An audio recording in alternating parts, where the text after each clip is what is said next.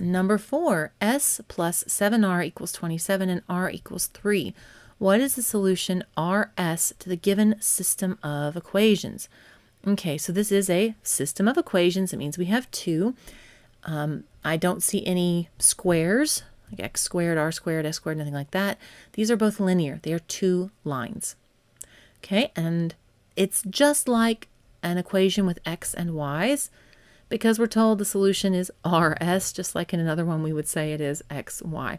So you treat it the same way. Just treat it like you're solving a system of equations with x and y. If you want to graph this, you can. If you do graph it and you're going to get, you're going to get two lines, you're going to get two lines that are crossing, you're going to be looking for the point of intersection. Personally, I think this one is straightforward enough that you can do it without graphing. I think it's a little slower to graph it, but if that's the way you want to do it, you do you. Okay, if we're going to do this without graphing, anytime we have a system of equations, we want to be thinking of substitution, elimination, or graphing. Here, substitution is my choice, I should say, because I've already got a variable that is isolated in r. R equals 3. All right, I already know that r equals 3. Now, little side point here. I'm going to just, I'm going to show you how to do this, but there is a way you can just look at the answers that will help you at that point. Remember what I just said there, if r equals 3. We'll come back to that in a second. All right, so if r equals 3, then I look at that other equation, s plus 7r equals 27. I'm going to plug in a 3 wherever I see an r. So now I have s plus 7 times 3 equals 27. So 7 times 3 is 21. Now to get s by itself, I need to subtract 21 from both sides. 27 minus 21 is 6. So my r is 3 and my s is 6. And it is really important to note that they're telling us that we need to give it as r then s.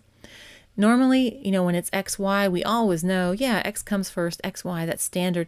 But because we have these different variables, make sure you're doing it, you're presenting it as they're asking you with the r value first, because sure enough, there's an answer where the s value is first. They reversed it, 6, 3. No, we want the one that is 3, 6. Now, that is our answer, 3, 6. Now, I mentioned talking about how r equals 3 and how you can kind of jump ahead looking at the answers. What I mean by that is once you know r is 3 and you know r is supposed to go first, if you look over here, oh my goodness, whiteboard, calm down. Calm yourself. Okay, if I look over here at my answers, there's only 2 of them that have 3 as r. I've already narrowed it down to b and c before I do any of this math. I already know it's going to be b and c. So if you don't want to do the math that's over here, you absolutely, if you look at those answers and say, hey, it has to be b or c, you could take the 6 and the 27 and plug them in here for s and see which one works. That is another way you could approach this. It also works just fine. Yeah, but see, you can tell if you look at these answers, they are really counting on you mixing up because it's RS and not XY, because look what you've got. You have 2 pairs. You have 6, 3, 3, 6, 3, 27, 27, 3.